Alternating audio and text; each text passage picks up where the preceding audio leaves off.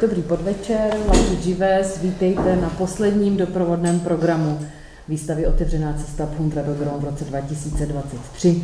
Jsem moc ráda, že jste si udělali čas tento večer a strávíte ho s námi. My jsme jedno z témat, které jsme otevřeli ve vztahu k výstavě Phuntra do Drom Otevřená cesta v letošním roce, hovořili v průběhu celého roku o romských ženách, o jejich paměti, o jejich postavení, o tématech, jako je protiprávní sterilizace nejen romských žen. Hovořili jsme taky o autorkách, které jsou ve výstavě Phuntra do Drom.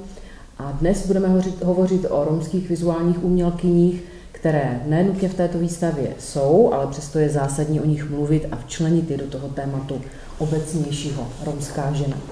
Pro ty z vás, kteří ještě třeba nevědí, výstavu neviděli, Phuntra do Drom je výběr ze sbírky Muzea romské kultury, jehož pobočka, specializované pracoviště Centrum Romů a Sintů v Praze, hostí tuto výstavu právě v Národním muzeu. A pro Centrum Romů a Sintů ten kurátorský výběr ze sbírky Muzea romské kultury vytvořili právě kurátorky výstavy, taky dnešní vedoucí našeho programu, vlastně ty, které budou hovořit o romských vizuálních umělkyních ze své erudice, ze své pozice, a je to romská vizuální umělkyně Emilia Rigová a taky kunsthistorička Petra Hanáková, obě kurátorky tohoto výstavního projektu. Tak vás moc vítám. Dobrý večer.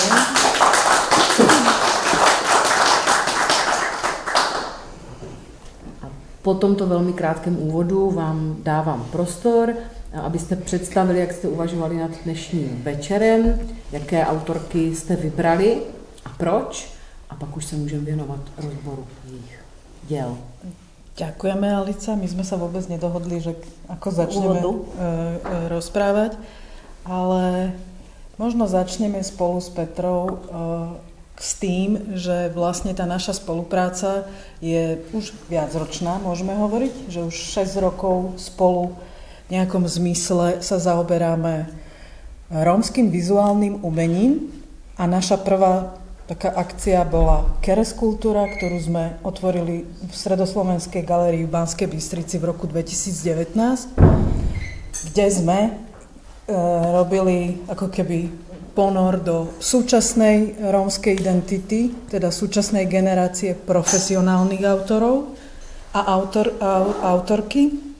A táto výstava, ktorú, ak ste nevideli, tak vám odporúčam, aby ste si ju prišli niekedy pozrieť, tak je práve tvorená už ako keby zo zbierok z našej vlajkovej lode, ak to tak nazveme, inštitúcie Múzeum rómskej kultúry v Brne, ale je tvorená z produkcie neprofesionálnych autorov.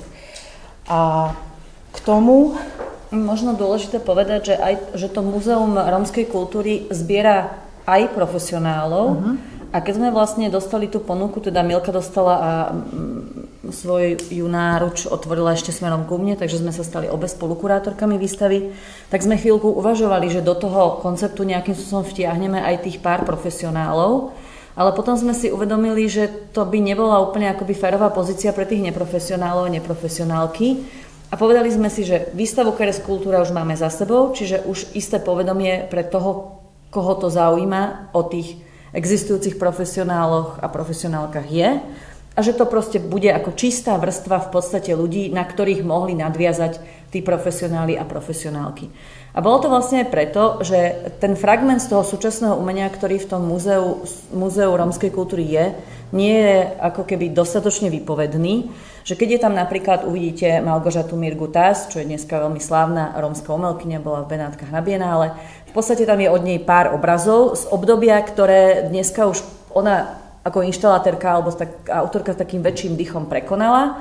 Takisto od Milky Rigovej je tam pár maličkostí, od Roba Gábriša, čiže vedeli by sme niečo profesionálne do tej vrstvy vložiť, ale bolo by to vlastne, ako, svojím spôsobom by to vytvorilo chaos. Potom ešte druhá ako keby vec k tej línii rómskej ženy alebo k tej ženskej línii, že keď sme robili Keres Kultúru, tak nám úplne prirodzene vyšlo 10 umelcov a umelkyň, kde 5 bolo žien a 5 bolo mužov. Že svojím spôsobom kedysi tie scény výtvarného umenia boli primárne mužské a sem tam sa tam objavovali postupne 1, 2, 3 až viac autoriek, ale skoro na každých, v Čechách je to intenzívnejšie ako u nás, lebo podľa mňa u nás je tá scéna možno paritnejšia, ale v Čechách je často stále otázka, prečo je tam tak málo žien. že tuto v tej výstave Keres kultúra úplne prirodzene sme to mali 50-50. A vôbec sme sa o to nesnažili. Ani sme to nejak nezohľadňovali. Samé to vyšlo. Ale keď sme teraz mali si vymyslieť, alebo akoby postaviť to v tej ženskej línii, tak nám celkom prirodzene už vyvstalo akože 5, 6, 7 vrátane Milky, ktorú sme sa nakoniec rozhodli neprezentovať, aby to nepôsobilo príliš egocentricky. Takže nám vyšlo, že tu je úplne regulérnych 6 už veľkých osobností, ktoré môžeme úplne normálne porovnať s tým mainstreamom súčasného umenia, že sú není žiadne akoby protekčné Rómky, ktoré prichádzajú preto, že teraz je nejaká vlna záujmu o inakosti. A že vôbec sme nemuseli ako strašne horúčkovito premýšľať nad tým, že to bolo úplne, že tieto tam musia byť, že naozaj ten výber, ktorý sme pre vás na dnešný večer pripravili, sú autorky, ktoré sú naozaj, že už za mňa absolútne rozvité, relevantné a kto ich nepoznáte, dnes ich teraz poznáte a budete si ich môcť dať na takú svoju mapu, že každá z nich zanechala už napriek mladému veku, ako je to v prípade poslednej, ktorú dnes budeme prezentovať, Selmy Selman, že úplne obrovskú rihu v rámci kontextu súčasného medzinárodného umenia alebo feministického. A to by sme mohli povedať o každej tej autorke, ktorú dnes teda rozoberieme. A keďže ja iba poviem, že, a už potom ti prenechám slovo, lebo tvoja je prvá čaja, že vlastne na každú tú autorku si nechávame asi 10 minút, aby sme vás tu úplne, aby ste sa nezbláznili. Je ich 6, 10 minút max, to máte 60 minút, ešte aby sme si nechali nejakú diskusiu, tak možno aj 8, Peti. Čo povieš? 8 minút. Uvidíme. Ja sa neviem odtočiť. Uvidíme. A každá je zaujímavým spôsobom iná, aj mediálne, čiže uvidíte takú celkom dobrú škálu vlastne aj tých médií súčasného umenia. Prvá autorka sa volá Čeja Stojka. Je to autorka, alebo Čeja, familiárne tuto už v scéne. Je to autorka, ktorá je síce už po smrti, teda je autorka s ročením 1933, zomrela v 2013, tak to sa to vraj nemá, že narodil sa zomrel, ale chcem tým povedať, že je to teda akože v podstate stará pani, by bola, keby žila, ale je to zároveň mladá autorka v tom, že ona začala sa výtvarne prejavovať až ako 50 čosi ročná. Je to autorka neškolená, ale je to autorka, ktorú si akoby svojím spôsobom vyžiadala akoby etnoemancipačná kultúra Rómov, pretože je to autorka, ktorá je zároveň preživšia holokaustu. Alebo toho, čomu sa vlastne v rómštine hovorí rôznymi pojmami, najčastejšie porajmos, čo je čosi ako pustošenie, čiže holokaust je niečo, čo sa skôr viaže na tú židovskú komunitu, to označenie pre ten rómsky holokaust je porajmos. Je to autorka, ktorá pochádza z Rakúska, teda je to je to autorka, ktorá je z tradičnej rómskej kultúry lovárov, teda obchodníkov s koňmi, a ktorá vlastne ani celkom úplne neviem, akým spôsobom sa dostala k výtvarnému umeniu, ale ona najprv písala a vlastne sa akoby vypisovala z tej traumy, tej skúsenosti toho holokaustu, ktorý v tej rómskej kultúre mal trochu inú tradíciu pamätania ako v tej židovskej. Ono sa hovorí, že vlastne tá kultúra Rómov iným spôsobom si pamätá, respektíve iným spôsobom traduje pamäť. To samozrejme súvisí aj s tým, že to je primárne kultúra orálna, teda bola svojho času, že sa veci tradovali inak a aj, že ten vlastne rómsky holokaust sa dial inak.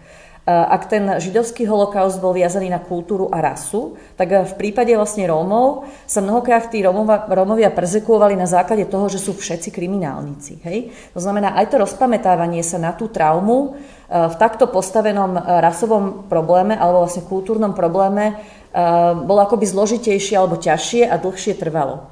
No a vlastne v podstate v období, kedy začína Čeja Stojka maľovať, respektíve vypisovať sa zo svojich spomienok, je akoby časovo paralelné s tým, že sa vlastne už objavuje teda v tej rómskej kultúre tá intenzívnejšia potreba vlastne viac o tom hovoriť a vlastne tú traumu svojím spôsobom použiť aj na to, aby sa scelili rôzne tie akoby kultúry spomínania, pretože rómska kultúra je veľmi diferencovaná, tam existuje x subetník, a vlastne akoby sa zžila tá úvaha, že by možno tá trauma mohla byť cestou, ako stmeliť tie rozličné kultúry A spôsob pestovania alebo nejakého si terapeutizovania tej traumy môže byť dobrou cestou, ako vlastne mať nejakú spoločnú minulosť alebo niečo, na čom sa môžeme zhodnúť.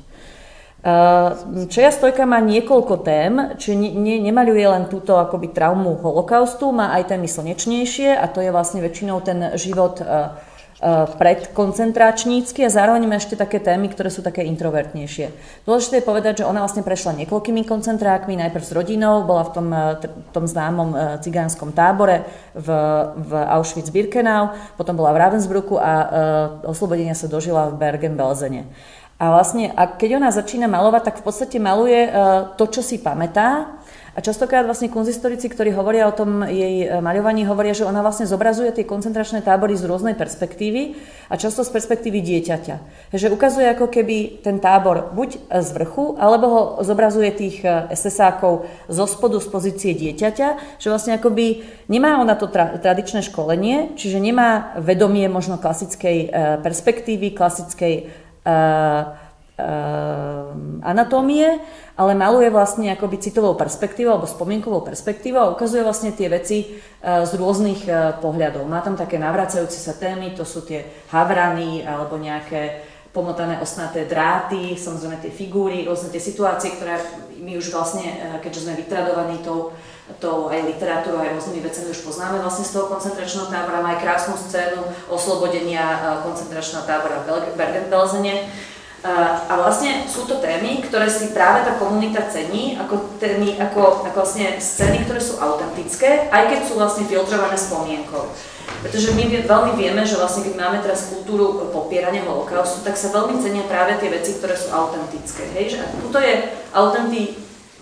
tá akoby miera tej autenticity trochu filtrovaná tou spomienkou, ale je to človek, ktorý má 100% skúsenosť s holokaustom, zároveň je to človek, ktorý dokáže tú pamäťovú stopu vlastne preklopiť do, že nie je to teda možno svedectvo v právnom slova zmysle, ale je to svedectvo emocionálne. A on hovorí, že vlastne malovať ju prednútilo aj to, že mala pocit, že v tých na konci 80. rokov ona začala písať, napísala takúto v podstate biografiu, ktorá sa volá Žijeme bez skrytu, aj bola preložená. A krátko potom, ako sa akoby vypísala zo svojich spomienok, tak začala maľovať. A hovorila, že to maľovanie súvislo aj s tým, že mala pocit, že žije v spoločnosti, v ktorej sa isté veci vracajú. A také často citované vlastne jej veta je, že Auschwitz is only sleeping, hej? Že vlastne Auschwitz je čosi, čo v podstate je stále tu. A aby sa nejakým spôsobom tie skúsenosti nezopakovali, aby situácia znovu nenastala, tak ona potrebuje to svedectvo vybrať alebo ponúknuť alebo nejakým spôsobom artikulovať von. No a keďže z tej spoločnosti tá potreba je, tak ona má od toho momentu, jak začala maľovať a akoby dávať von túto tému, tak v podstate je to autorka, ktorá má výstavnú veľmi veľkú kariéru.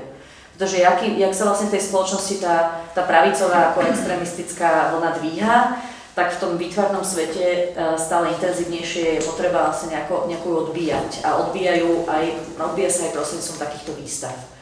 Čiže aj preto som vlastne nastrelila do tej PowerPointovej prezentácie viac vlastne tých vecí. A vidíte, že na to, že je ona neškolená autorka, sú to výtvarne veľmi, veľmi silné veci. A je tam jasná inšpirácia tými nemeckými avantgardnými skupinami ako Der Blaue Reiter alebo Die Brücke. Že ako Rakúšanka vlastne má skúsenosť s tou tradíciou tej nemeckej modernistickej školy. To je a podľa mňa Appelplatz, že to sú ľudia zorganizovaní medzi baráčmi. A tuto som myslela nejaký pokus iného média. Myslím, že ona najlepšia... Tu vidíme ten expresivizmus německý asi najintenzívnejší vidieť. Mám překlikávat dál? Môžeš. Myslím, že gro je práce niekde v Španielsku v nejakej súkromnej zbierke, ale je to zverejnené. Tu je práve ten rómsky život, hej? Že vidíte, že tie veci sú také slnečnejšie, veselšie. A je to taký život idealizovaný trochu na spôsob Markety Šestákovej, hej? Že vlastne je to život spomienky detskej, hej? Takže svojím spôsobom idealizované. A prečo si tam nedala tú feministickú fotku? Už som to mala vtedy urobené, tak už som to tam škoda. Tak já si napíšu poznámku pro naši následnou debatu Čeja Stojka a feminismus. Protože to bude jedno z témat, které budeme určitě, se k němu dostaneme, až projdeme tvorbu všech. A pozrieť, zase, aby som to nemusela, že to tam je iba odfotená z cigaretou, toto bola fotografia, aký typuješ rok? 50. roky. Je to na štýl takých tých veľkých filmových hviezd a má tam cigaretu v ústach a opiera sa o dvoch mužov. Nechcela som to nejak vyladiť do nejakej nesprávnej strany. Neviem, už na konci. Dobře. Čo som rátala ja, tak ja ti poviem, koľko si asi vyšla. Ale to som začala asi o 2. minúty, takže 8-9 minút. Tak já odskočím o... Ešte možno dôležité povedať, že ona k niektorým tým, jak som spomínala, že ona aj písala, že vlastne to písanie bolo prvotné a potom začala maľovať, tak ona potom aj na tie reverze tých obrazov mnohokrát dopisovala nejaké poznámky.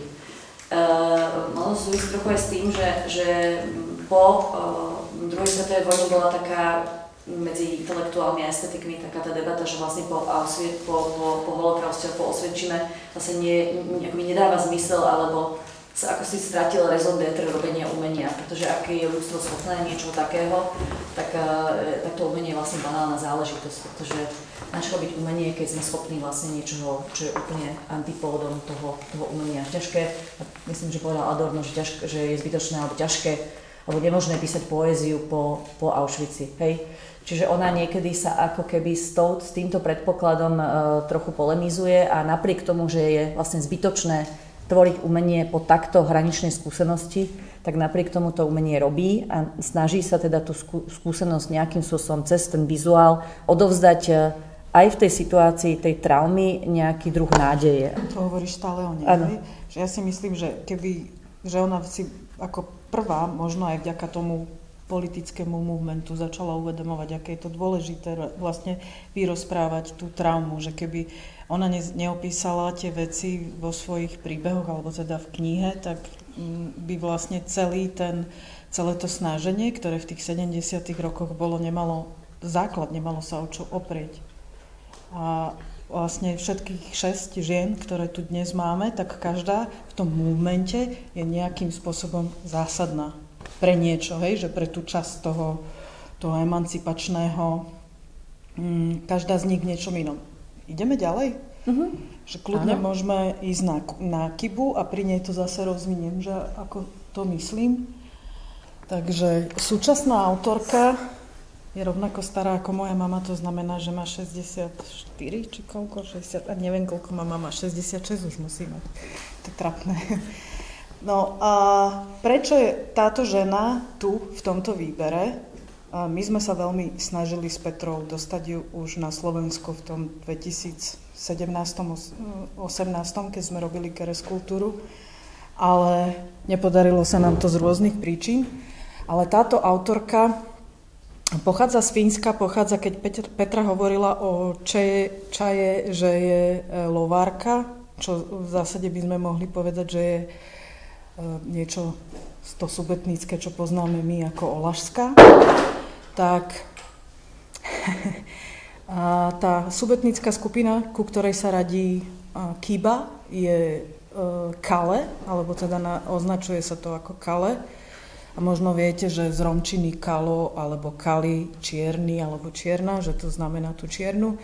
A je to rovnako, ak je na našom území olašská skupina, taká, že nazvime to, že najtradičnejšia, alebo že dodržujú ešte isté formy toho niečoho, ako nejakej čistoty, kedy si sa to na našom území označovalo ako žužipen, na Slovensku Češi majú na to iný výraz, tak presne v tom istom duchu, tom tradičnom, je aj tá subetnická skupina Kale, z ktorej pochádza Kiba. A Kiba veľmi skoro pochopila, že je iná, ako bola tá celá tá komunita Rómov, z ktorej pochádzala, aby ste si predstavili, možno vám to teraz vybehne, že tie ženy nosia vlastne taký tradičný úbor doteraz, ako keď uvidíte olašskú ženu, tak naozaj, že tá žena príde 14-15 rokov a musí nosiť iba sukňu dlhú, nie krátku, dlhú. A tieto ženy z tej fínskej subetníckej skupiny Kale majú zase také obrovské sukne, ktoré sú z čierneho zamatu, ťažké, obrovské. Múzeum rómskej kultúry má krásne repliky v Brne. No a ona ako dospievajúca vlastne si uvedomila, že je lesba, že je inak orientovaná a čo v tej tradičnej komunite samozrejme spôsobovalo problémy. Hej? Že jednak v rámci výdaja alebo nosenia práve tých ženských vecí. Takže ona opustila svoju rodinu.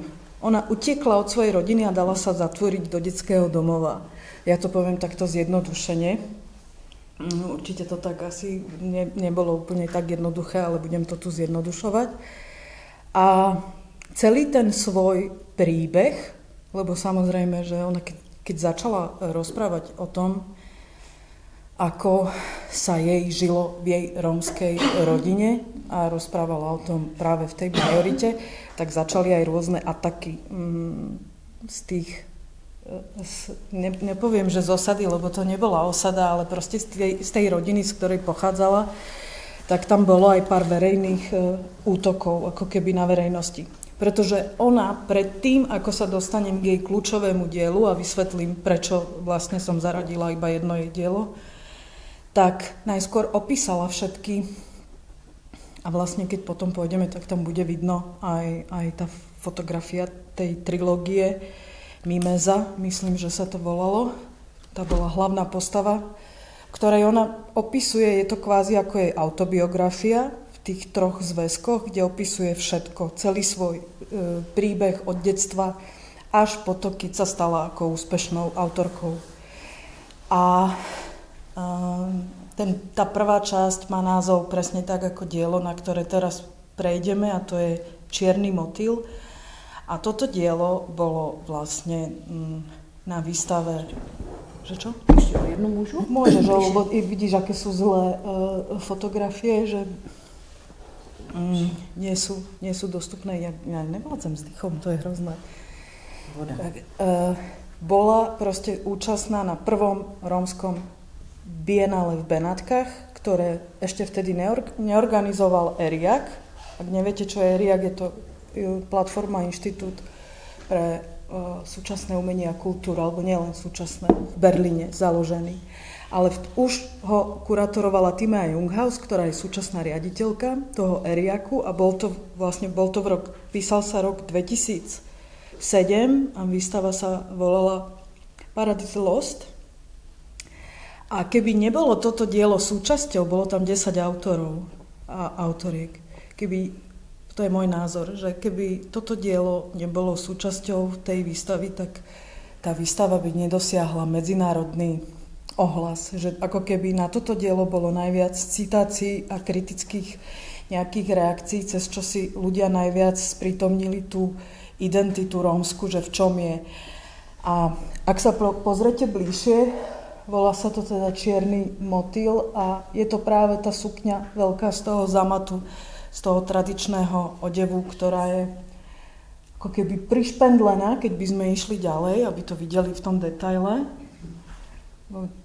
Je prišpendlená nožmi. Zase, možno si pamätáte, nechápem, čo mám vzdychať. Neviem, čo sa mi deje. Postkovit nejakej. Postkovit nejakej, ne? Môže byť. Že už som dlho nerozprávala. A sa vydýcham trochu. Že keď ste boli možno v detstve menší, možno ste robili také škaredosti ako ja, že my sme si chytávali tých motýlov a fakt sme si ich špendlili. A presne ako keby to je tá alúzia na toho zase, ale že ten motýl, niečo to tmavé, čierne, čo môže asociovať tú rómsku kultúru alebo ženu po všeobecnosti. A nemusí to byť iba rómska. A preto si myslím, že to dielo malo taký citačný potenciál, alebo že teda bolo na ňo toľko kritik, pretože sa s ním jednoduchšie identifikovali, ako keby či cez feminizmus a cez iné veci. Ale Kiba týmto dielom prehlásila jednu zásadnú vec, že moja duša sa nevojde do cigánskej sukne. A to je ako keby ten prvý, že Kiba je za mňa prvá autorka, ktorá napriek tomu, že Čaja už bola aj veľa autorov a autoriek pred Kybou, ale ona je prvá, ktorá kriticky sa vymedzila voči rómskej identite. Že prvýkrát, ako keby tam bola tá kritika na to rómstvo zvnútra tej komunity. A tým je ona úplne zásadná. A chceš mi niečo? Ešte možno doplním, že je tam mreža, alebo nejaký druh ako bariéry medzi divákom a tou vecou. A mne to ešte pripomína aj takú tú akože cirkusovú tú tanečnicu obstrelovanú. No veď práve z toho to vychádzalo, že zase ako bola tá žena, ako slúžila, často toto bol výjav z tých kadejakých eventov pouličných, kde rómsky muž takto zahral s rómskou ženou. Vysiluetoval. Presne. Že tiež to bolo, ako vedela by som si predstaviť to ako performance a tým, že my sme sem to dielo nedostali, veľa problémov s tým bolo, nebudeme to asi rozoberať s autorkou, ako sa nám to nepodarilo, tak naozaj som tu chcela si strihnúť takú performance, že vlastne urobiť repliku toho diela, ale ako živú performance, aby ma niekto... A potom by som odišla a zostala by tá sukňa. Snáď, hej. Možno nie, ale môžeme ísť na chvíľu ďalej, že tu je vidno, ako ona, vlastne to dielo predtým, to je jediná jej nejaká inštalácia, alebo tak vysokokritická záležitosť, že všetko ostatné, nepoviem, že sú iba maľby, ale naozaj akože pre mňa... Áno, tam už je vidno, že ona je vlastne neprofesionálna. Že aj to, ako, ja stále na to pozerám možno tak z vrchu ako tá kunzistočka z tej Národnej galérie, ale toto je už akoby iná kvalita. Netvrdím, že horšia, ale iná. A pozrie, to je jak náš Lakatoš, len lepšie namalovaný, s lepšími farbami. A že vlastne toto bolo trošku aj našim sklamaním, keď sme tú Keres kultúru robili, že my sme túžili po tomto diele a potom tá druhá otázka bola, že ak by toto nebolo, že pozrime po inom a iné už tohto typu neexistuje. Neexistuje, no. Ale nebyť jeho, tak naozaj akože podľa mňa o tom prvom pavilóne by nikto doteraz nevedel, že bol. A vlastne celé to, o čo sa snažili, vtedy by sa im vôbec nepodarilo, pretože podarilo sa im to iba vďaka tomu dielu. Ale keď pôjdeš ďalej, tak budeš vidieť práve to, čo som hovorila. Vidíte tam mladú Kybu, mohla mať, ja neviem, 20 rokov. A zase aj autorka, ktorá píše. Hej. A veď ona je v tej krajine veľmi populárna. Akože naozaj, že ona bola v tej krajine ešte pred 2007 oveľa známejšia ako to, čo je potom ako kvázi prinieslo to Biennále. Že ona už bola tam superstar. Oni natočili podľa toho reality show a vychádzajú jej vlastne doteraz knihy. Okrem tej Mimezy vydala ďalšie ilustrácie a takýto gypsy komiks, veľmi vtipný. A preklad vyšiel časť týchto vecí, niektorých, nepoviem teraz presne v ktorej, ale u vás v A2. A nespomeniem si, ako je to nazvané, aká vieš. Vypadlo mi to. Ale viem, že som na to narazila, že už je to tu. Ty si asociovala jenom Strážná, to není ono. Ne, dobre. Ešte možno taká vsúka k tomu rómskemu pavilónu, aby ste ten kontext poznali. Benátske Biennále je postavené, to je vlastne prehliadka, ktorá je už od 19. storočia bola nastavená v podstate spôsobom, ktorý už dneska je strašne pasé. V podstate si jednotlivé silné krajiny pozvolna stavali svoje pavilóny, kde reprezentovali svoje vlastné umenie na národnej báze, čo bol, neviem, my sme mali československý spojený ako Československo, ale že veľký, maďarský, nemecký, hentaký, onaký, vždycky v nejakom národnom architektonickom slovu postavené a samozrejme tieto diasporické kultúry svoje pavilóny nemali, pretože sú od prírody anacionálne, respektíve sú ako keby inak konštituované tie kultúry.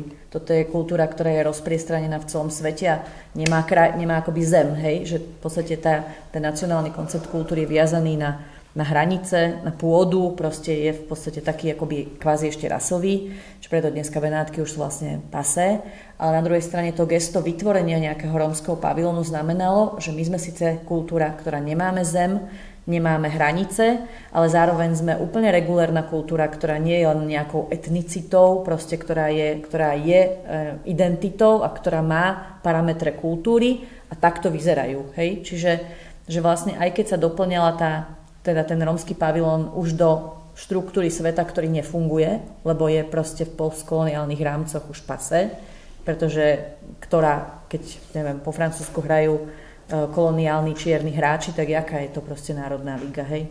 Čiže tak preto sa hovorí o tom rómskom pavilóne ako o nejakom politickom geste, hej?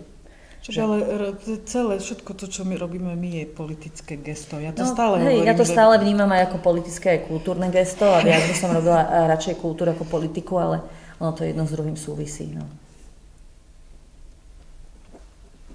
Môžeme ísť na ďalšiu autorku, prirodzene na Delaine LeBas, Angličanku, ktorú predtým, ako sa pustíme do toho, že čo robí ona sama, tak ja by som ju veľmi rada uviedla, ako som ich spoznala ja, teda s jej manželom Damienom, ktorý ale veľmi náhle a z ničoho nič vlastne len tak si zomrel v 2017. Nikto s tým nerátal. A oni za mňa dvaja sú takí pionieri toho, čo dnes poznáme pod tým označením, že rómske umenie. Že dlho vlastne predtým, ako to získalo taký medzinárodný ohlas alebo diskurs, si dovolím povedať, tak tu nebol žiadny iný pár alebo jednotlivec, ktorý by bol tak vizibilný, ako bol tento pár. A spolu urobili ohromné množstvo aktivistických akcií a projektov v rámci celej Európy, ako napríklad European Safe Home s otáznikom, ktorí robili v rôznych teda krajinách, a Damien mal taký svoj dlhodobý projekt Gypsyland, ktorý spočíval v tom, že v každej krajine, kde bol, na nejakej rezidencii alebo proste kde prišiel, tak si zobral mapu tej krajiny a pretvoril ju vlastne na Gypsyland. A veľmi by ma bavilo, keby konečne nejaký kurátor si to zobral. Všetko to, čo on stihol pomalovať, to kvantum tej geografie ako keby a s jeho úplne typickými takými kresbičkami a popismi toho, ako si apropriuje to miesto a tvrdí, že všetko patrí nám. Bavilo by ma to v Bruseli napríklad niekde vidieť nejako politicky, ale Delaine je za mňa nezaraditeľná autorka v rámci média, že ona je úplne všetko to, čo si dokážete predstaviť pod tým, keď sa povie, že že ona je naprieč, totálne. Od performance vlastne vyštudovala textil aj s Damienom, že oni sa stretli tam. A všetko, čo vidíte, si šije sama. Že všetko to, čo vidíte, si ona ušije sama a často v tom robí performance a potom vás ako diváka úplne zblbne, že vy ju vidíte urobiť v tom performance a za chvíľu idete a myslíte si, že to je vlastne ona a zistíte, že takú istú vlastne ako keby živú bábku ušitú má ešte jednu, ktorá je súčasťou inštalácie. Alebo to urobí po performance, že sa vyzlečie a nechá to v tej inštalácii a vyzerá to ako ona. A ten jej jazyk, že ktorým rozpráva, alebo čo sa snaží komentovať, je to stále to, o čom všetky ostatné teraz, ten zvyšok, o ktorých budem hovoriť, že je to vlastne popieranie tých stereotypov o tom, čo si väčšina ľudí myslí, že čo znamená, čo je rómska kultúra, alebo ako má vyzerať rómska žena, alebo cigán, gypsy v jej prípade. A ona na to potlačenie tých stereotypov používa vlastne básničky, riekanky, ktoré sa učia už malé deti. A toto je jej statement. To, aby sme nezavádzali, to je jej statement. Lebo používa veľa statementov, ako keby na každej výstave urobí aj jeden autorský text takýto. Ale to, ako ide cez... Môžeš kľudne, cez tie veľké... že riekanku, ktoré sa učí dieťa, v ktorej ja teraz ju presne nezopakujem, lebo som si ju nezapamätala, ale v ktorej sa spieva, že na náš kontext by sme mohli dať niečo, že cigán, necigán, alebo neviem čo, tak ona na také básničky, tie anglické, ako keby je to podvratné v tom, že prirovnala by som to k vlkovi, ktorý má na sebe barančiu kožu. Že ona vždy použije ako keby Mickey Mouse alebo niečo z toho detského sveta, ktoré je ale vlastne synonymom toho zla, z ktorého sa vlastne plodia všetky tie stereotypy, že často, keď by ste videli jej inštaláciu, tak máte pocit, že ste v detskej izbe vlastne. A pri tom hlbšom, ako skúmavejšom pohľade zistíte, že tam je plno politických a silných odkazov a statementov, ale je to ako keby využíva tú detskú, naivnú, jednoduchú kresbu, alebo keď pôjdeš ďalej, to sú z jej politických aktivít. Ty si ju stretla teraz naposledy a byla si z něj nadšená. Ano, mně přišlo hrozně zajímavé to, že v kontextu vlastně těch romských umělkyň ona tím, že je vlastně travelerka, je z Velké Británie, je bílá, hovoří tou perfektní britskou a nikto by jej nepovedal, že je Romní, no? Tak vlastně nese ještě jiný příběh a vlastně je to přesně, to pro mě bylo vlastně strašně zajímavé a může to být potom i pro nějakou debatu, ale nechci do toho vám vstupovat, budu mlčet a klikat. A ona je z tých, ktorá vlastne z tých všetkých, čo máme, že jediná, ktorá zostala v tej komunite doteraz. A jej rodina žije v karavanoch. Normálne ešte v tých krásnych, anglických, pomalovaných, vyrezávaných karavanoch. A jej syn, ktorý sa volá po tom manželovi, že rovnako sa volá Damien, tak je v súčasnosti akože top autor, ktorý píše v romčine, má brilantnú romčinu. A videla som mu ty taký malovatý mapy. Jo, už to robí aj on. A toto je napríklad Peti, čo mala na Benátskom bienále, keď bola Kiba. Vidíš, že ako kvetinové také, nepoviem, že nič, prepáč, Delaine, ale vidíš tam tú postavičku detskú, že pri tej Kibe, keď by si predstavila. Tak a zároveň tam ja cítim v tom rukopise aj tú britskú scénu. Toto je úplne, toto je úplne súčasná vec, ktorá bola v Secesione teraz vo Viedni. A myslím, že ešte stále je, nie? Ty si tam bola nakoniec? Nestihli sme tam? A ja som povedala, keď som videla tieto veci, že dosť bielo to na mňa pôsobí, ale ona tam má zase, je veľký rozhovor s ňou, odporúčam ho na podcast, neviem, či si to vypočula, nevadí, nebudeme tu teraz zavádzať na dlhšie, ale je rozdelený jej priestor na niekoľko reflexných, tam aj zrkadlová taká kvázi sála. A všade sú tie texty, alebo výňatky. Vidíte, tu sa diala perfo. Už je úplne niečo iné, ako to bývalo predtým. Tieto posledné veci sú také vyčistené za mňa. Poď ešte. Duplikuje.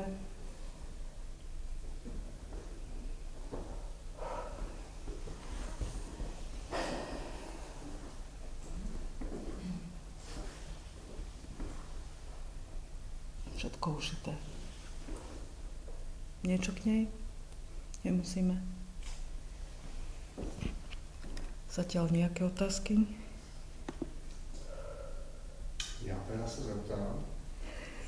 To jsem se bála. Je taková jako podle mě multižánrová autorka. Když začínala, ví se jakoby, co bylo to gro, že vlastně bude se věnovat umění? Ona? Jasné, že áno. A to je zase príbeh všetkých, akože keď by sme išli, že pre každú, ja by som kľudne mohla povedať, že pre každú z nás, lebo pre mňa to bolo takisto, je to umenie, cesta, ako sa dostaneš od tej rodiny, od tej komunity. Že to je jediná vec, kde si niekto úplne iný. A Delaine má presne tento istý príbeh. Ona to povedala niekoľkokrát,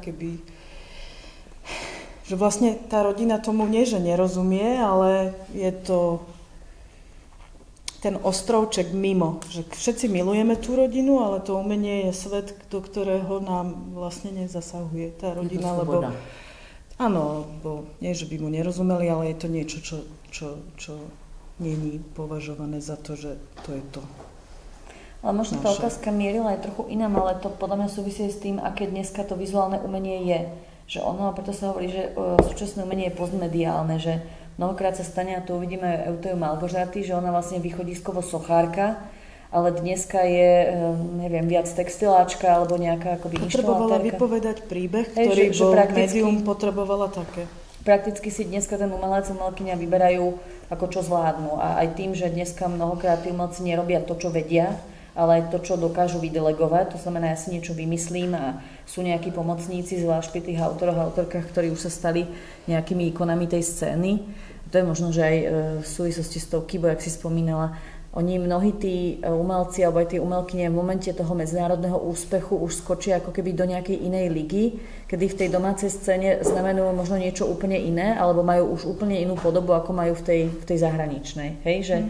Že vlastne teraz sa to bude pekne ilustrovať touto Malgožatou. Že my my sme ju mali na výstave Keres Kultúra, ale v tom čase, aj keď už robila tie obrazy vytvárané z rôznofarebných textílií, také akoby patchworkové vyšívané obrazy, ktoré boli silne akoby etnické, alebo boli ako veľmi výrazne romacikálne, jak je rada hovorím, ale bola východisková vlastne sochárka, robila z takej surovej, ako keby papierovej hmoty, také ako trochu amorfné, divé vlastne skulptúry, ktoré sa síce čiastočne viazali k rómskej kultúre, hej, že to bola tá diplomovú prácu, mala veľkú maringotku vyrezanú z takého... Bolo to perfektné. Potom ju ale omaľovala farbou a... Už sme ju nechceli. No, už sme ju nechceli. Čiže na výstave sme vlastne mali jeden veľký objekt, ktorý vyzeral ako trochu pštros, ako trochu falus, trochu taká akoby úplne nejasná, divá, zvieracia hmota, volalo sa to zver. A bolo to teda z toho skulpturálneho papiera nejakého takého vrstveného. Bude to tam na obrázku niekde na záver. Kartón vrstvený. Úplne možno keby sa preklikala úplne na záver. Úplne rýchlo. Toto, hej, späť. Hej, tá vec napravo, to sme mali. Teda bola to taká 2-metrová vec, taká akože silne pôsobiaca. To je tá maringotka. A v tejto máme fotku, lebo sme tam boli v Poľsku vtedy, keď to robila. Ale ja som iba chcem povedať, že k tým textilom, že keď s tým ona prišla, ja som sa fakt bála, že ona to začala robiť po tom lete, keď sme boli z Delaine, že my sme boli 2 letá za sebou a ona vtedy začala šiť vlastne a potom už prišlo Benátske bienále a odtedy socha nebola, no.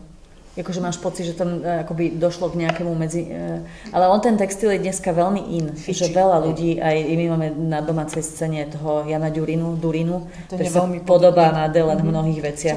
Ja som ich chcela vystaviť a nepodarilo sa. Len je taký ako možno materiálovejší, že viac taký filigránový. Poď trošku úplne ďalej, až k nej. A toto je aj napríklad spôsob, akým sa oni portretizujú. Hej? Že Milka napríklad nemá rada, keď je odfotená v takom etno oblečení, ale naopak táto Malgožata, ona už aj v súvislosti s tou tvorbou, ako vyzerá, ona sa vždycky dá do nejakej farebnej kvetinovej blúzy. A Delaine, keď stretneš, tak musíš mať šok kultúrny. Áno, ona ešte všetké zvieracie dezeny do toho používa. Všetko. Čo tu máme Malgožatu Mirku Tás, prezývanú Gošu, teda Goša je to skrátené meno, Milka ju pozná osobne. Je to autorka, ktorá je teda, okrem toho, že je umelkyňa, je aj vlastne organizátorka. Poznám všetky, som iba chcela povedať. Poznám všetkých a iba sprostredkovanie, teda vlastne nie celkom. Toto je tá jej posledná prezentácia, taká mainstreamová, niekto možno povie, že trochu gíčová, ale teda fenomenálna. Je to vlastne prvá prezentácia Rómky vlastne v Národnom pavilóne, hej, že aj to je vlastne spôsob, akým si vo vnútri tých krajín tie politiky vyberajú tých umelcov a umelkyne. Veľmi dlho boli iba umelci, potom zrazu aj umelkyne, to boli tiež dátumy, prvýkrát máme umelkyňu v našom pavilóne, vždy sú to tie akoby reprezentatívne figúry, no, takže tuto máme poľskú autorku, ktorá vlastne si vymyslela inštaláciu. Vidíte, je to inštalácia veľmi náročná, takže tam je veľké množstvo spolupracovníkov, ktorá je takou ako ponáškou na jeden konkrétny palác vo Ferrare, to sa volá Palazzo Schifanoia, to je taká vlastne manieristická taký akoby Gesamtkunstwerk, ktorý je vymyslený, je to nejaká ikonografia 12 mesiacov, zároveň je tam nejaký kozmologický cyklus, ukázaný dejiny a tak ďalej, čiže ona sa vlastne oprela o jednu existujúcu vlastne slávnu vlastne fresku z tej Ferrari a vytvorila taký ako keby cover na rómsku vlastne nôtu. Čiže ona vytvorila 12 polí, každé to pole reprezentuje jeden mesiac, teda zodiak, a v hornej časti vlastne vytvorila nový druh histórie, porozprávala vlastne históriu putovania Rómov z Indie do Európy. A to je teda tá rovina 1. A druhá rovina vlastne vytvorila takú intimnejšiu story rovinu, že vlastne porozprávala také akoby rodinné, intimné, familiárne. Toto celkom neviem, prečo som tam zaradila. To tam nebolo. Dobre. No, toto už je i k inej výstave. Čiže ak sa vrátiš ešte späť, tak tam vlastne porozprávala ako keby príbeh jej blízkych a pre ňu dôležitých žien Rómok. Čiže sa tam objavujú známe autorky Rómky, čiže ako keby sa oprela o tú vlastne rómskú kultúru a ukázala, že existuje a že sa cez ňu dá nejakým spôsobom rozprávať príbeh alebo vytvárať nejaká história. Pretože aj o tom je vlastne debata v tej rómskej kultúre, že ona nemala nikdy potrebu sa narativizovať, že tie dejiny klasické sú postavené ako príbeh. V tom príbehu sú nejaké slávne mená, nejaké slávne boje, nejaké slávne politické rozhodnutia a že takto je vlastne, nie je možné vlastne vytvárať dejiny Rómov, pretože buď tam nie je dostatok veľkých mužov, ominy ilustri, alebo tam nie je dostatok takýchto akože víťazných bojov, pretože isté kultúry nevíťazili, pretože nemali takú potrebu dobývať, hej, že vlastne celá tá ako história je dneska ako svojím spôsobom už nepoužiteľná pri reprezentácii nejakých iných kultúr. Ale ešte je dôležité povedať, že ona vychádzala aj z nejakých existujúcich vlastne predloh. Tam sa spomína, že existuje taká séria krezieb, ktoré robil Jacques Callot teraz neviem, proste 200-300 rokov dozadu. Taká slávna trojica krezieb, kde ukazuje vlastne takú ako perzekučný pohľad vlastne na Rómov ako kultúry odšadiaľ vyháňanej, takže ona vlastne zobrala tie obrazy tých všelijako otrhaných a nikam neprijímaných Rómov a vlastne tie isté akoby formálne obrazy vytvorila takou akoby dekoloniálnym pohľadom, hej, že vlastne inak ich obliekla, situácie, ktoré sa z jej kultúry jej zdali úplne absurdné, keďže malované nie Rómom, teda kreslené, tak prerozprávala spôsobom, ako si myslela, že tá kultúra vlastne ich mohla žiť. Takže je to taký, ešte dôležité povedať, že to robila v podstate takou ženskou metódou, takýmto akoby patchworkom. Robila to mnohokrát z textílií, ktoré sú nosené a majú nejakú akoby pamäťovú telesnú stopu. Častokrát sú to, alebo hovorí sa, neviem nakoľko je to vždy 100% pravda, ale že sú to textílie konkrétnych ľudí, hej, že je tam vlastne taká akoby fyzická stopa toho textilu a zároveň je to vo výsledku veľmi dekoratívna vec, hej, že aj to je v tom umení taká predstava, že veľké umenie by nemalo byť dekoratívne, hej, a že vlastne niečo, čo je dekoratívne, už nie je veľké umenie, že toto je vlastne taká ako keby tapiséria a že ale tie všetky vrstvy tam sú.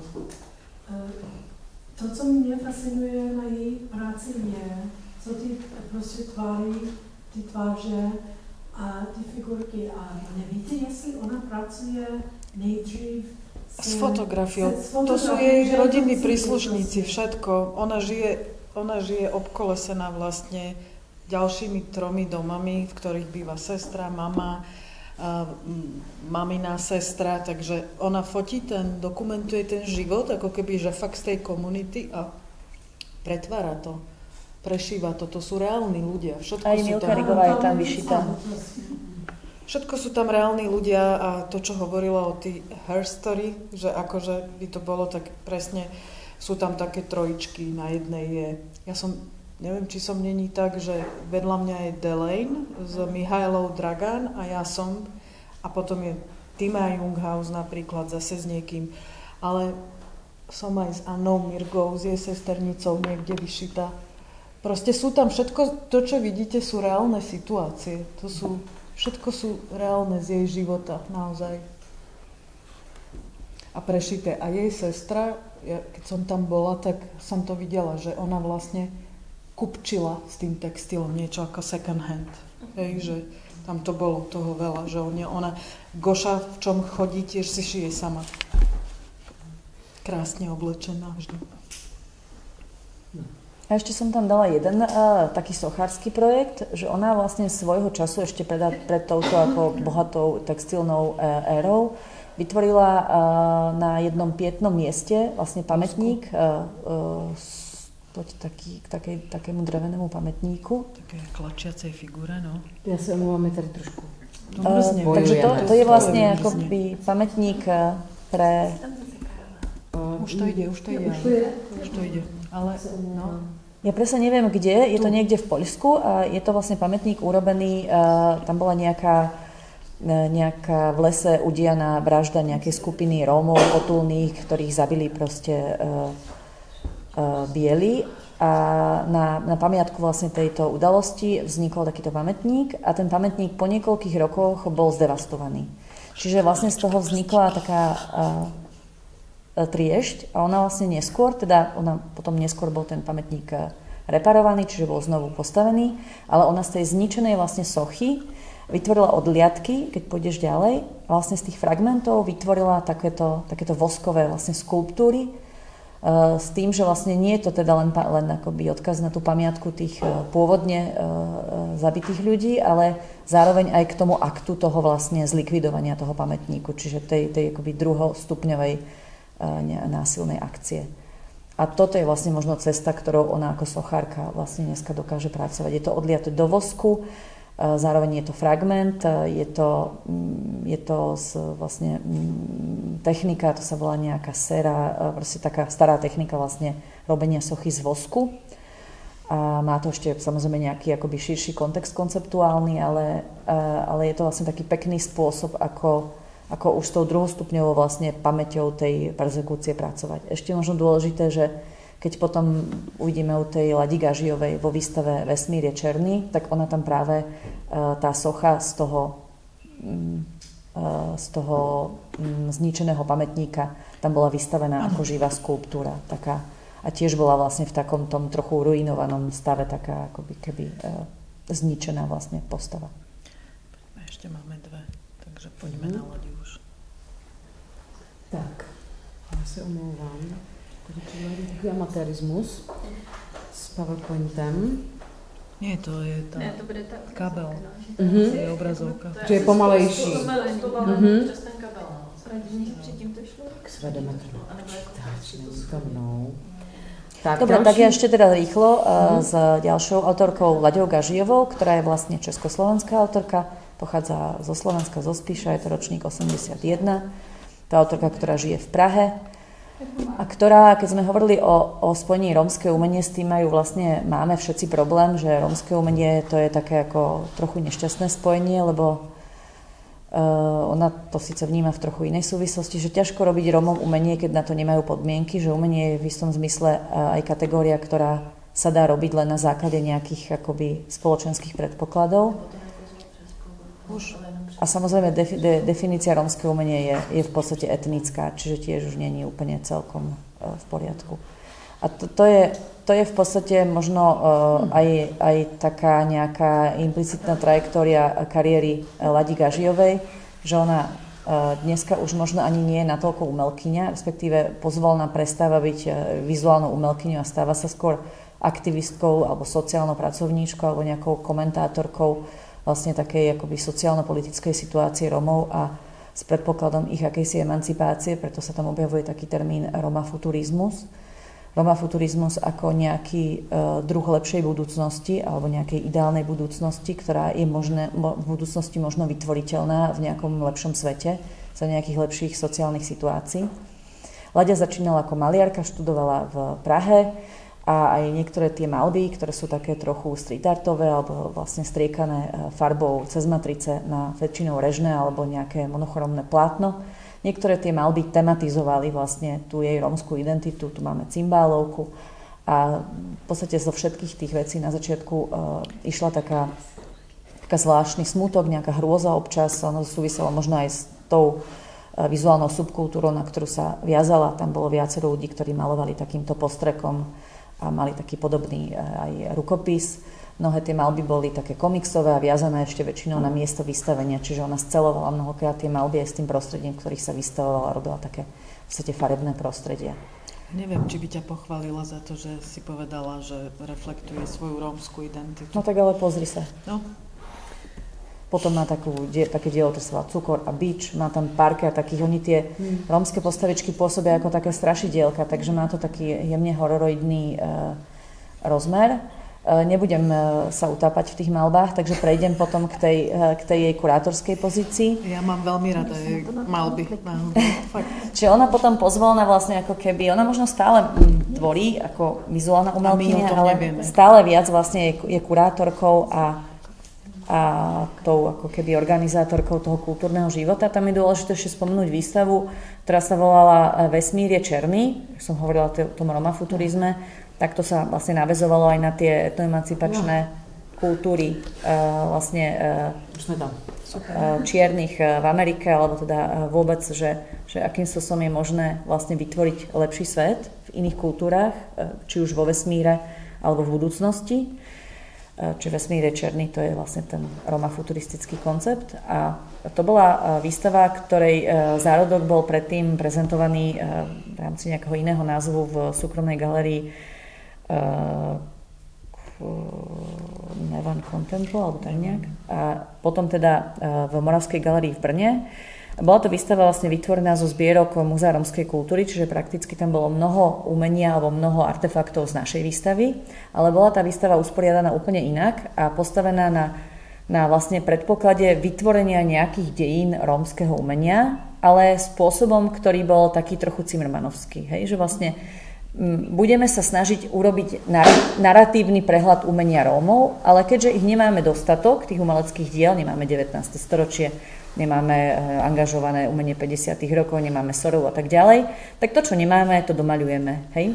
S tým ale, a do toho príbehu vložíme aj tých autentických umelcov, niektorých si domaľuje ona sama, čiže máme tam, ja neviem, obraz s veľkým fúrikom pre smetiara, že to je nejaký obraz, ktorý reflektuje rómsku kultúru. A podpísaná Anička Čonková. Podpísaná fiktívna umelkyňa Anička Čonková. Čiže že vlastne bol to veľmi originálny kurátorský koncept, ktorý ale bol v podstate dosť neskoro odhalený aj samotným zúčastneným a v podstate nebol včas komunikovaný ani vypožičiavajúcej organizácii a v podstate nebol alebo bol len naznačený divákovi. Čiže ako diváčka som prišla uchvátená príbehom rómskeho umenia a až potom doma mi nejak docvaklo, že to bol nejaký divný mánes, že to bol nejaký, hej, že vlastne a tie obrazy namaľoval teda tretí spolupracovník, tam bol Ondřej Chrobák, potom tam bol Alexej Kľukov.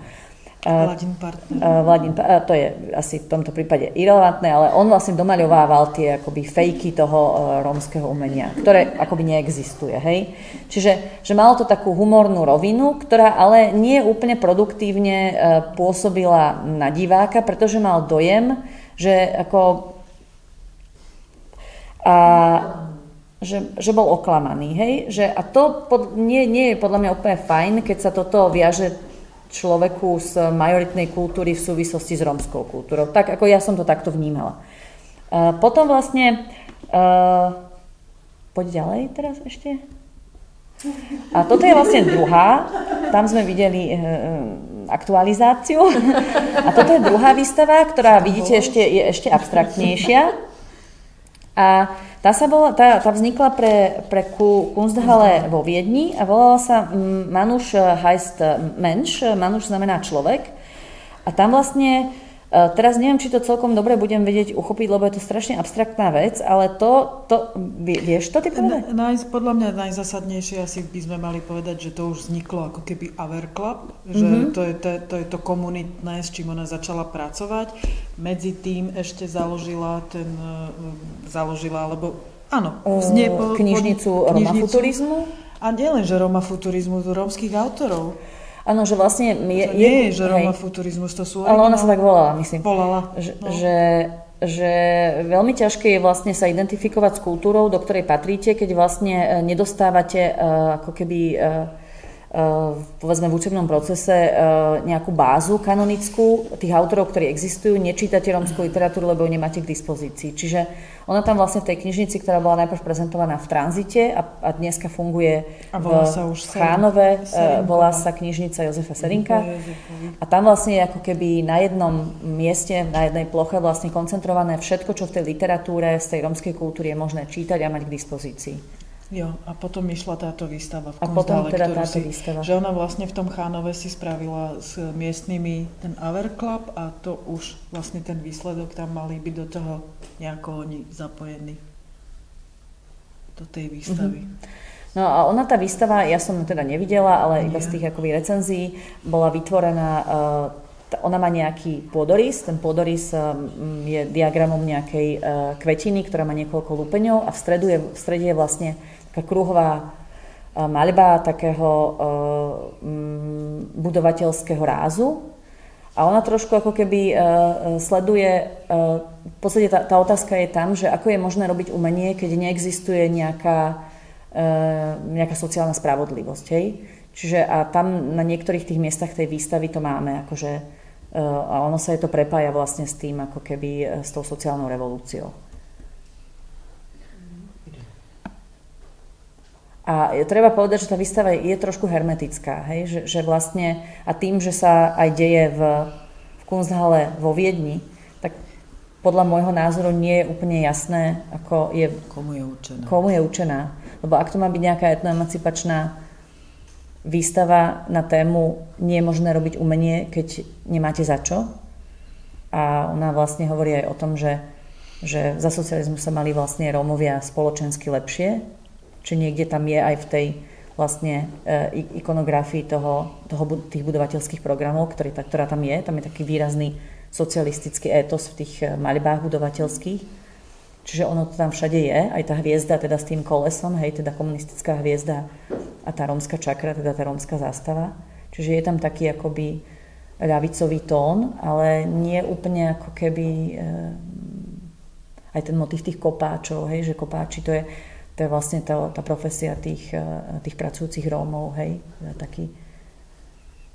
A toto trošku súvisí s tým, ale tam tu už by som prestala, lebo to je Múzeum prízrakov, to je výstava, ktorá bola potom prenesená aj k nám do Galérie mesta Bratislavy. A to je taká trošku zase, a to už sme trochu ďalej od tej rómskej témy a rómskej emancipácie. Takže skôr radšej ty. Ideme do poslednej autorky, do najmladšej, snáď, do Selmy Selman. Jsem moc rychlá na tom stroji. Ktorá sa narodila v roku 1991, takže má o 11 rokov viac menej ako ja. A z tých všetkých, čo sme vám dnes predstavili, tak toto je asi to, že top, čo by sme mohli povedať, že top of the top. A nie len z môjho pohľadu, ale je to naozaj, že autorka, ktorá vlastne je takou najsilnejšou globálnou, kultúrnou už, že nielen ako v umeleckom svete, ale v kultúrnom svete niečo znamená. A teraz, aby sme išli tak pomenšie, že ja budem o nej rozprávať a vy budete sa pozerať, že čo... Ja môžu. Ale chvíľku počkaj. Dobre. Chvíľku počkaj, kým poviem úvod. Že Selma je z Bosny Hercegoviny, z malého mesta Bihač, myslím, niekde pri Chorvátsku. A celá jej tvorba je podmienená tým, že je Rómka a čomu sa chcela vymedziť. Jej rodina spracováva kov, takže to, čo budete vidieť v tých autoportrétoch, lebo to, čo ste videli, ako tam rozbíja ten vysávač, to už je dielo, ktoré patrí do sekcie autoportrétov. Tak to je sranda, že všetky máme tieto sekcie autoportrétov, ako výpovedné. No a vlastne ona teda pochádza z tej rodiny, ktorá sa zaoberala a stále zaoberá triedením odpadu. Že to je zaujímavé, že to je veľmi akože podobné v každej tej krajine, keď prídeš aj na východ niekam do osady, tak naozaj, že deti z osad vedia úplne presne, ktorý odpad má akú hodnotu a vedia to triediť. No a Selma často rozpráva, že vlastne ten ich život ako rodiny závisel od toho, čo všetko dokázali ako počas toho jedného dňa takýmto, ale to si zase nepredstavuj, že chodili ako s malými vecami, že oni majú naozaj že veľkú takú firmu a to uvidíte, že ona nemá problém rozbiť niekoľko Mercedesov. A vlastne to, čo som vám tam pripravila od nej, je rozdelené do takých dvoch hlavných hlavných názvov, že sú to teda tie autoportréty a potom je tam to, čo robí s rodinou. Ona si často prizýva svojich bratov alebo otca do týchto devastačných, deštruktívnych vecí a sú to ako performance. Napríklad to s tým Mercedesom sa volá to, čo uvidíte. Tu ešte mi chvíľku počkaj, alebo prejdi k Mercedesu, keď ti to teda pôjde. Mercedes Matrix sa to volá. Toto je tiež autoportrét, kde rozbíja chladničku priamo v meste. Selma Salmanistito, tak ju nazývajú doma a že naozaj ona je hviezda doma. Že okrem svojej, toto je Viva la Viva, toto je super video, kde ona v takejto polohe, v akej ju vidíte, to je statická teraz, ale to video je o tom, že ona vlastne ten melón, ako ho má medzi nohami, tak si s rukou si ho prehrabáva a robí tam čokoľvek. A ak poznáte niekto Marinu Abramovič, tak podľa mňa ona je jej pokračovanie, také mladé a svižné, ako bola Marina ešte kedysi, keď žila s Ulajom. Toto je jej, keď si už preklikla, môže, že ako ona involvuje tú rodinu. Ešte sa to neprešuplo. Dobre, takže budeme chvíľu čakať. Ešte nie, ale nevadí. Nevadí. Prepáč, Alica, to vidíš ako...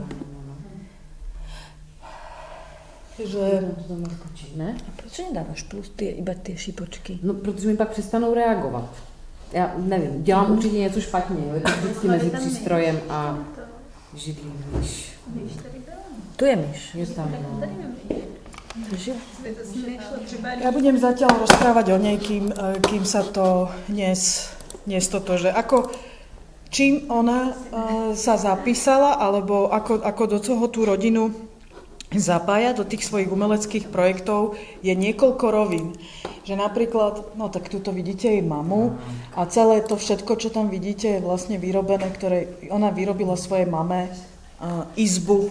Jej mama nikdy ako keby nemala izbu pre seba, veľmi skoro sa vydala a Selma jej ju splnila. Keď sme robili kereskultúru s Petrou, tak sme vlastne tieto maličké modelíky 4 mali ako 3D tlač a tú fotku, čo už bola mama s ňou, to už je 2020. Že ona vlastne mala fázu, keď to navrhla a potom mala fázu, keď to tej mame zrealizovala a to, čím je za mňa úplne najsilnejšia, že ona tú tradíciu, ako keby tú konzervatívnu časť tej rómskej rodiny úplne využíva vo svojich, ako stratégiu. Že jedno jej najzásadnejšie dielo, ktoré tu nemám, lebo je veľmi obťažné sa na ňo pozerať takto, že musíte mať naklonenú hlavu, že je to taký triptych, neviem, či si pamätáš, ktoré, ale poviem ti. Tu je Matrix. Tu vidíte, ako rozbieha Matrix, ale ešte chvíľu počkaj. A že to najzásadnejšie dielo alebo projekt za mňa je, že to má názov, že kúpim si svoju slobodu. I will buy my freedom. A ona sa naozaj vykúpila zo svojej rodiny. Ju rodina proste, akože jej hrozilo to isté, čo veľa mladým bosnianským, rómskym ženám, že ju veľmi skoro vydajú. A Selma si povedala, že sa vykúpi a urobila to video tak, že chodila za svojimi rodinnými príslušníkmi, za otcov, za mamou, za bratom, že koľko teda potrebujú, aby ich mala dať peňazí, aby sa nemusela vydávať. A naozaj to skončilo sumou cez $11,000, ale to už ako mala ona veľmi slušnú kariéru rozbehnutú. Takže sa vlastne vykúpila z tej rodiny a tým aj ako keby odhalila tie vnútorné nejaké veci z tých tradičných rómskych rodín, ale zase veľmi trefne oponovala, keď to začali ako médiá používať, že to je tradičný rómsky zvyk, že sa ženy mladé dávajú a často sa akože priekupnícky, že ich ako keby predávajú k tým mladým sobášom, že je to mylne prezentované, že to je rómska tradícia. Ale to vlastne vzniklo z toho, že vplyvom tureckých ako nájazdov tak chránili tie svoje deti tak, že ich ako keby vydali, že ich dali vydať alebo ich oženili, aby ich ubránili pred tureckými rôznymi mužmi. A týmto dielom, to, že si kúpi svoju slobodu, tak začala vlastne ako keby v úvodzovkách kapitalizovať na tom, čo tá rodina, čo bolo skryté, čo bolo v nejakom zmysle tradičné, aj pri tomto Matrixe, že ona sama to rozpráva, že chcela ukázať tie veci, ako je aj to triedenie toho odpadu, že čím všetkým tá rodina vlastne prechádza a na tom stavať ako keby na rovnocennom, že je rovnocenná s ostatnými, možno sa cítila vždy odlišne, tak ako som sa častokrát cítila ja. A pri tomto Matrixe, ale aj pri tých dvoch predchádzajúcich autoportrétoch, kde rozbíjala ten vysavač, to je dlhé video, to je z Budapešťanskej galérie z 2016. Inak Selma vtedy študovala, to som netušila, až teraz som si to uvedomila, že ona tam študovala antropológiu. Sociológiu, antropológiu, že není nechcem povedať, že blbá. Nie je to blbá vytvarníčka. To je blbá vytvarníčka, že má aj. Pardon. To mi tak vybehlo. Že vždy sú to niekoľkohodinové vlastne performance, ktoré sú niekde nejakým spôsobom natáčané a potom niekde vypustí z toho buď iba fotografiu alebo kúsok videa.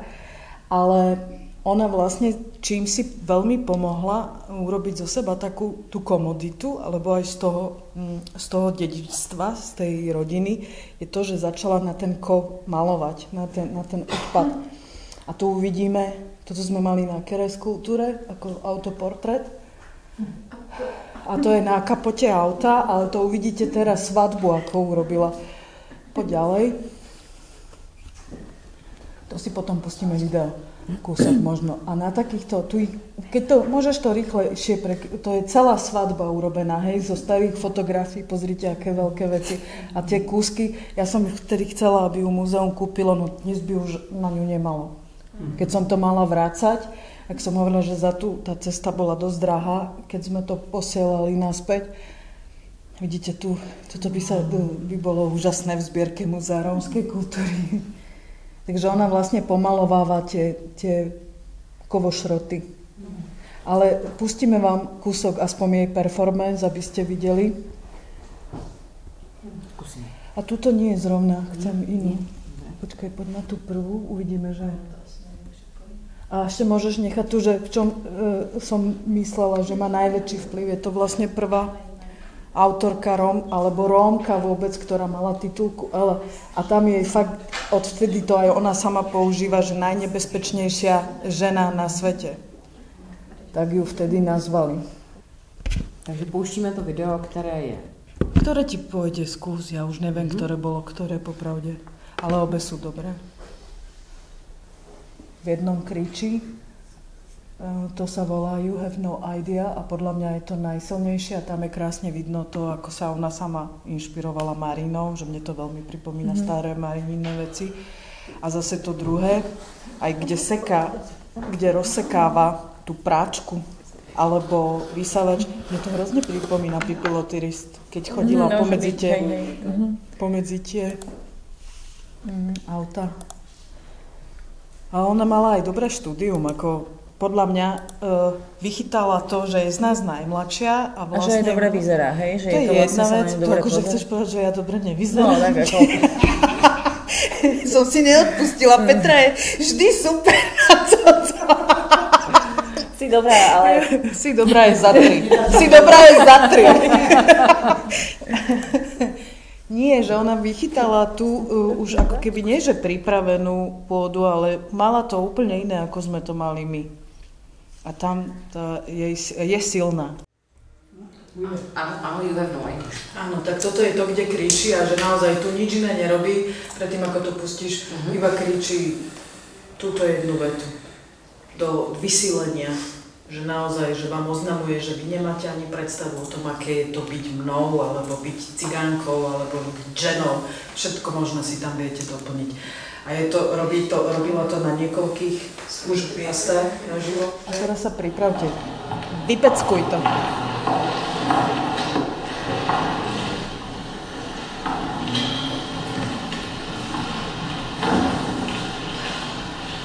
aspoň to môžeme iba tak prejsť, ale uvidíme, či to pôjde. Zkusíme to na pár sekúnd. Chvíľu.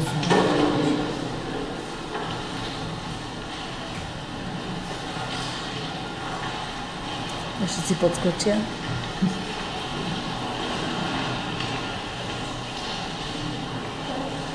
You have no idea. You have no idea. You have no idea. You have no idea. You have no idea. You have no idea. You have no idea. You have no idea. You have no idea. You have no idea. You have no idea. You have no idea. You have no idea. You have no idea. You have no idea. Môžeš prepútať. You have no idea. To už môžeš nechať bežať. No idea. You have no idea. Je to půl hodina. No, však to stačí. A No idea. pro ní. You have no idea. do vyčerpania. Do Dáme vyčerpania. na konci, v jakém... You have no idea. You have no idea. You have no idea. You have no idea. You have no To už aj idea. plakala, You have vidíš. no idea.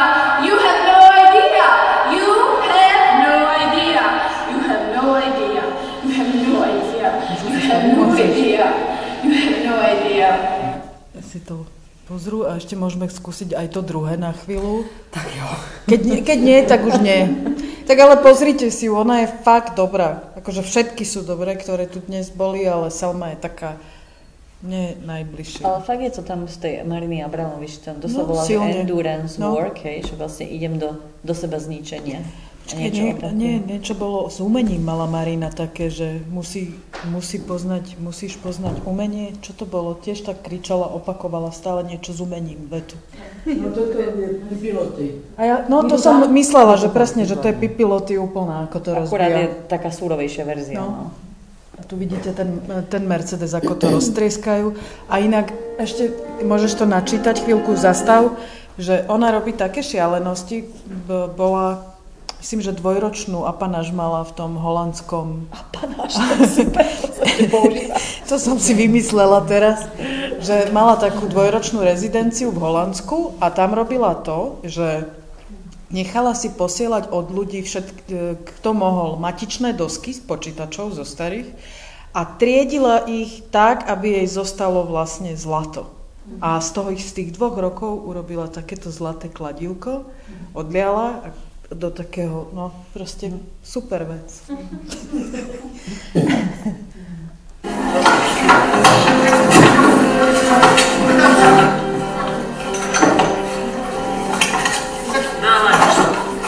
To sú jej rodinní príslušníci, všetko. Však sú v tej koženej... Však Matrix. Klasický podmas pod to. Filipa. Musel glas, ne? Či čo to je? Môžu hodiny Filip glas?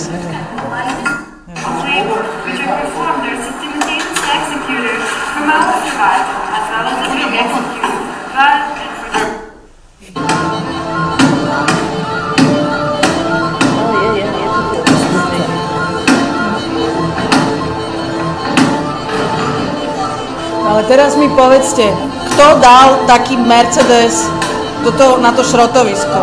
Neverím to. No to je tá 2-ročná apanáž. Však práve, vieš, to už sú ako také, že už často to ani nemusí byť ten materiál, že si ho musí kúpiť vlastne. Dobre. To je možno nejaký mafiánsky, ktorý bol trvazlík. Je to možné. Dobre, tak Selmou by sme sa asi teda rozlúčili, alebo nie, že rozlúčili, ale že dáme takú poslednú bodku a Lica ešte povie nejakú vetičku peknú na záver. Ona má otázky prichystané. Ale Já do mám publika. svoje poznámky, ale rozhodně dám přednost publiku, jenom dodám, že jsme zakončili tou destrukcí vlastně trošku tematicky, protože se bavíme o tom, jak romské vizuální umělkyně dekonstruují, že to je spojeno právě s identitou, že to je důležité v rámci kontextu romské kultury a společnosti a to je vlastně východiskem tvorby mnoha z nich a je to taky zajímavé z toho pohledu, že jsou ženy a jakým způsobem vlastně oni sami vytváří prostor sami pro sebe. Určitě je prostor pro vaše otázky, jsou-li jaké po intenzivní přednášce o romských vizuálních umělkyních. Všetci dole hlavy, ako kedysi v škole. Však nemusíte mít... Já se zeptám, jestli bude mít výstavu Emilie. Jestli bude mít výstavu tedy. A proč by som bola tu? V etnografickom muzeu? Klidně nějakou jinou, jako na kterou by určitě... Jaká bude najbližšia výstava? Ani neviem. Akurát som hovorila, že dnes, že mám ešte jednu tento rok v Nemecku, takú, ale kolektívnu. A dávam si voraz. Si zaslúžim, nie? No, určite. Po takej dobe dlhej. Uvidíme, čo bude. Sa to nahráva. Já možná... Já jsem takhle myslí, jestli tyto umělkyně vzájemně vědí o sobě. Samozrejme, že vedia. A vedou nějaký prostě... Dialogy. Jako myslíte, že možná by bylo i vznikly v budoucnu nějaká společná tvorba, nebo jak to je? Na čo by sme robili spoločnú tvorbu, to asi nie. Skôr možno zase bude nejaká výstava. A my sme sa spoznali všetci cez Malgožatu Mirgu, že ona robí, alebo robievala Javdik a zrovna dnes som Petre hovorila, že dúfam, aj som počula také niečo, že by chcela spraviť na budúci rok, čo by bolo vlastne 10 rokov, že ja som sa s nimi stretla so všetkými, už to bude 10 rokov šialených a robí to v tej Čarnej Gore, odkiaľ Goša pochádza, kde žijú vlastne odkiaľ je aj Karolina Mirga alebo Anna Mirga a bola by som rada, že možno sa to podarí, že naozaj to spraví po tých 10 rokoch a budeme tam znovu nejaká veľká skupina súčasných rómskych autorov a autoriek. A čo urobíme? No neviem, ale v tom 2014 mňa osobne, aj keď sa spätne pozriem, tak nás to veľmi naštartovalo, že sme sa stretli spolu všetci. Takže verím, že vtedy ja som Selmu spoznala neskôr, ale inak všetkých som poznala vlastne z tej Čarnej Gory mimo Kyby. Kyba už nechodí sem tak často na toto územie. Ale je dosť možné, že sa to podarí na ten budúci rok. A že bude nejaká, lebo bavila by ma výstava, ktorú by sme urobili my. Hej, že spoločnú takú veľkú výstavu, ktorú by sme urobili my a nie, že sa stretávame takto vlastne, že my sa často stretneme na výstave, ale tú výstavu robí niekto iný. Ale ja mám pocit, že je nekonečné množstvo ešte bielých miest a proste trhlín v tom narratíve o rómskej kultúre a tak ďalej. Proste ako práve sme si hovorili, že tých vecí nie je veľa, áno, ale ja teraz ma napadlo, proste keď vidím aj tie kontexty v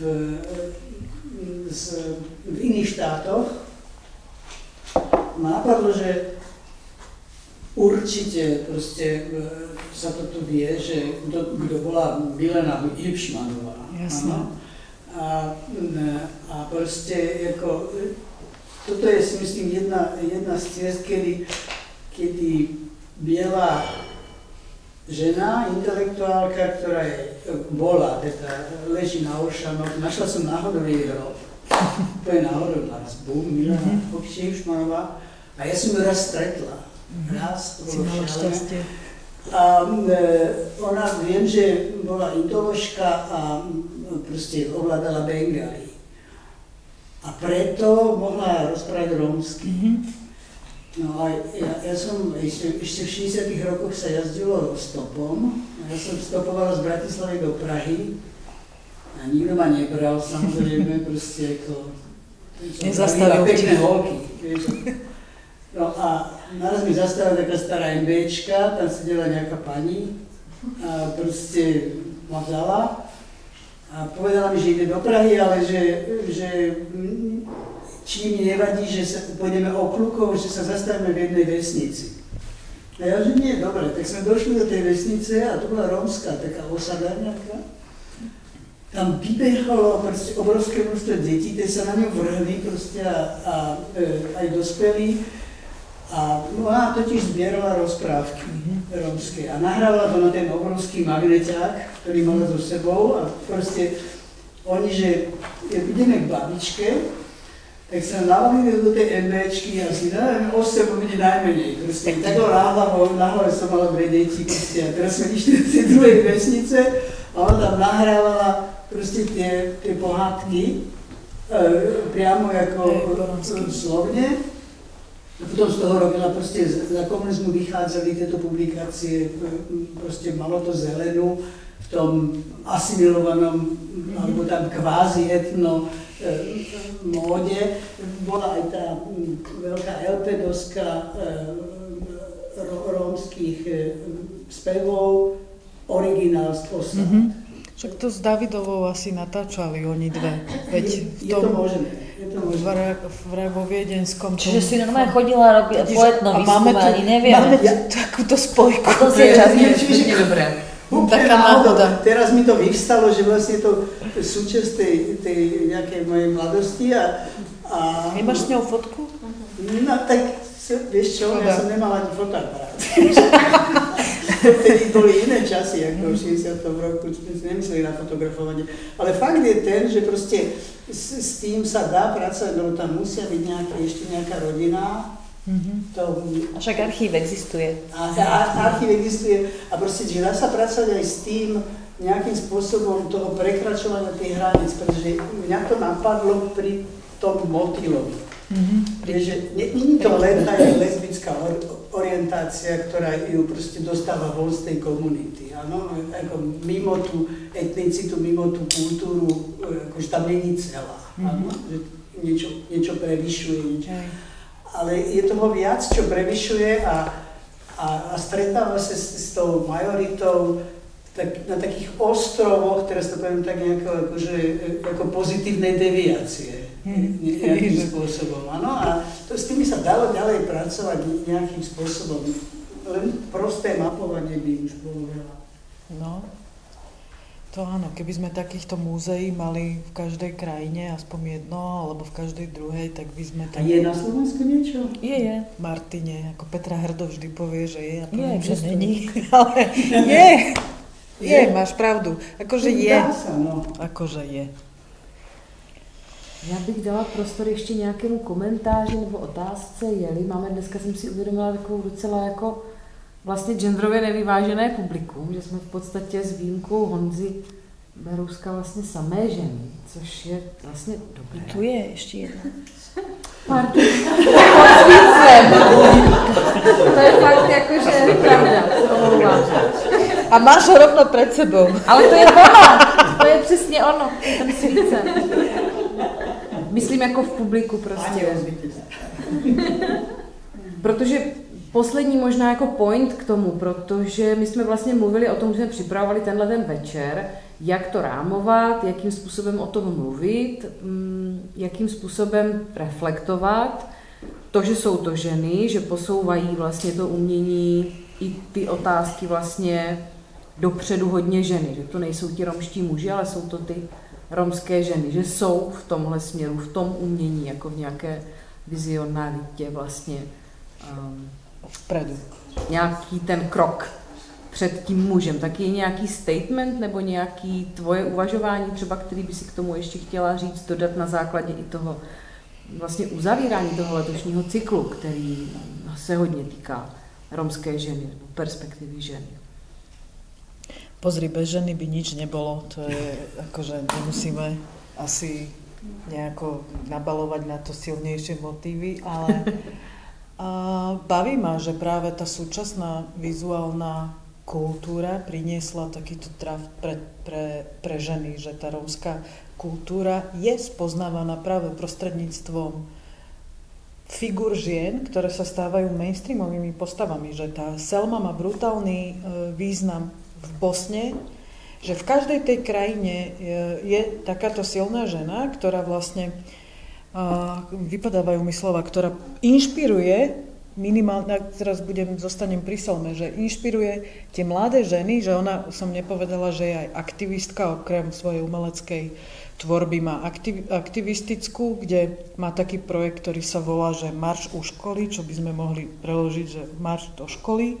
A ona podnecuje tie dievčatá, aby chodili do školy, že im platia im obedy, vyzbierava peniaze na to, aby mohli chodiť do školy a oni ju dnes všetky, keď by si tam prišla, tak všetky dievčatá ti povedia, že chcú byť Selma, že chcú malovať, že ona je silnou tou postavou a to je to, čo nám chýbalo v tej minulosti, že ja neviem, že ja keď si to nebudem hovoriť o tom, že čo všetko sa zmenilo, alebo ako je to super teraz po 20 alebo 20 rokov zhruba od prvého pavilónu, že čo sa zmenilo je to, že naozaj ja keď som rástla, tak nebolo bežné, aby som išla do Národného múzea a videla tam produkciu rómskych autorov alebo rómskych autoriek, alebo som si nečítala, som si proste charaktery postav v povinnej literatúre, ktoré by boli rómske.